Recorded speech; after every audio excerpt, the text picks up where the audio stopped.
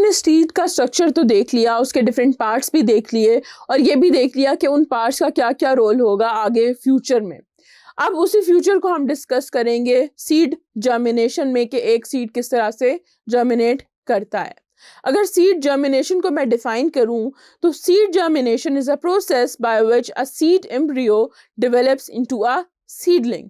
यानी कि वो जो छोटा सा एम्ब्रियो है सीड के अंदर, उसने ग्रो करके उसने रूट्स डेवलप करनी है, उसने एक शूट डेवलप करनी है, उसने छोटे से छोटे कुछ लीव्स डेवलप करने हैं। तो इस पूरे प्रोसेस को हम क्या कहते हैं? Seed germination. यहाँ तक कि एक सीडलिंग बन जाए, और सीडलिंग वो फॉर्म है, एक छोटा सा प्लांट है कि जो राइट अवे सीड से बनता है, बहुत छोटा होता है। अब जर्मिनेशन होती कैसे है? तो जब जर्मिनेशन शुरू होती है, तो जब हमने एक सीड को जो है ज़मीन में दबा दिया, उसको पानी मिल गया, उसको न्यूट्रिशन मिलना शुरू हो गई।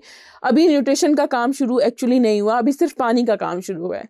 तो एम्ब्रियो क्या करता है कि वाटर को जो है वो एब्जॉर्ब करता है, सोक अप करता है, जिसकी वजह से वो स्वेल हो जाता है। अब जब एम्ब्रियो स्वेल होता है तो वो प्रेशर एक्सर्ट करता है कहाँ पे?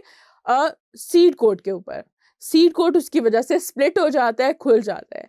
अब उसके बाद ये होता है कि रूट जो है वो फर्स्ट स्ट्रक्चर होता है जो कि रेडिकल से जो सीड के अंदर रेडिकल होता है वहाँ से रूट्स डेवलप होती हैं। उसके बाद वो रैपिडली ग्रो करती हैं, एब्जॉर्ब करती हैं वाटर को और न्यूट्रिएंट्स को, और वो वाटर और न्यूट्रिएंट्स ऊपर जाना शुरू हो जाते हैं प्लूम्यूल के पास। प्लूम्यूल जो है that develops into a tiny shoot, छोटी सी होती है बहुत, विच elongates and comes out of soil. अभी तक ये सारा काम जो था ये सॉइल के अंदर ही हो रहा था, लेकिन जब शूट जो है, जो अपर रीजन है, वो ग्रो करता है तो वो सॉइल से बाहर निकलता है इलोंगेट होने के बाद। तो इस तरह से जो सीड जर्मिनेशन है वो हो जाती है और हमारे पास एक सीडलिंग बन जाती है। अब अगर हम इलोंगेशन की बात करें कि हाइपोकोटाइल और एपिकोटाइल किस तरह से इलोंगेट हो रहे हैं, तो जर्मिनेशन की हमारे पास दो टाइप्स हैं। We have epigeal germination and we have hypogeal germination. जो एपिजियल जर्मिनेशन है उसमें क्या होता है कि the hypocotyl elongates and forms a hook pulling the cotyledons above the ground। यानी क्या करता है कि हाइपोकोटाइल elongate होता है और एक हुक सी बनाता है, और वो जो पूरी फोर्स लगा के जो कॉटिलिडन्स जो जमीन के अंदर दबाए होते हैं उनको अपने साथ ही बाहर जमीन पे खींच लेता है, यानी वो सरफेस के ऊपर आ जाते हैं। आप डायग्राम में भी देख सकते हैं कि किस तरह से जो कॉटिलिडन्स हैं वो पूरे के पूरे प्लांट के साथ ऊपर बाहर आ गए हैं, और लेटर ऑन उनके दरमियान से जो एपिकोटाइल है वो elongate हुआ है और उसने दो छोटे छोटे प्लांट्स बना दिए हैं। हमारे पास जो एग्जांपल्स हैं जो इस तरह से जर्मिनेट करती हैं वो हैं बीन्स, सारे के सारे ऑलमोस्ट इसी तरह कर होते हैं, कॉटन, पपाया, ये सारी जो सीड्स हैं ये इनकी जर्मिनेशन जो है वो एपिजियल जर्मिनेशन होती है।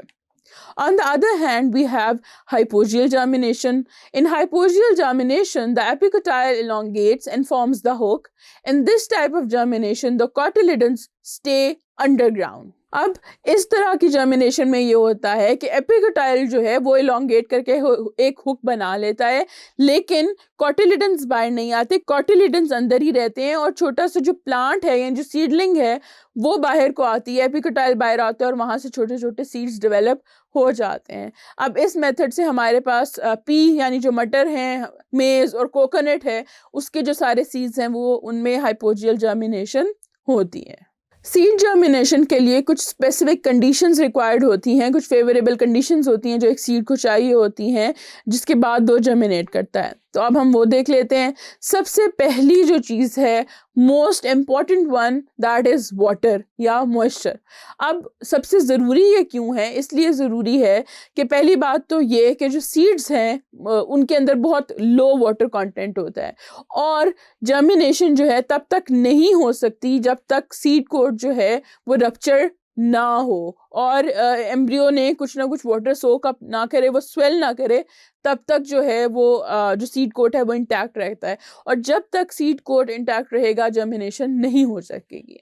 फिर जो एब्जॉर्ब वाटर होता है उसका एक और काम भी होता है कि जो कॉटिलिडन्स के अंदर स्टोर्ड फूड होता है उसको डाइजेस्ट करने के लिए भी हमारे पास वाटर की हमें ज़रूरत होती है। इसके साथ it also helps in the elongation of hypocotyl and epicotyl. तो ये जो वाटर है ये एक प्राइम रोल प्ले कर रहा होता है for the beginning and the development of the plant. Then बाकी जो चीज़ें हैं हमारे पास, उसमें एक चीज़ ऑक्सीजन आ जाती है। ऑक्सीजन जो है that is essential for respiration. Obviously respiration एक जो है एसेंशियल लाइफ प्रोसेस है एक प्लांट की लाइफ में, तो उसके लिए हमारे पास ऑक्सीजन ज़रूरी है। एंड पे हमारे पास एक और चीज़ आती है दैट इज़ टेम्परेचर। अब टेम्परेचर का जो रोल है वो क्या है कि सीड्स जो हैं वो डिफ़र करते हैं अपनी टेम्परेचर रेंज में और रिक्वायरमेंट में। कुछ को कम चाहिए होता है, कुछ को ज़्यादा चाहिए होता है। जो ऑप्टिमम टेम्परेचर मेजॉरिटी प्लांट्स को चाहिए होता है जर्मिनेशन के लिए that ranges between 25 to 30 degree Celsius, और इस टेम्परेचर के दरमियान जो ग्रोथ है प्लांट्स की वो काफ़ी ऑप्टिमम होती है। तो इस तरह से सारी की सारी कंडीशंस रिक्वायर्ड होती हैं for a particular seed to develop and grow later on.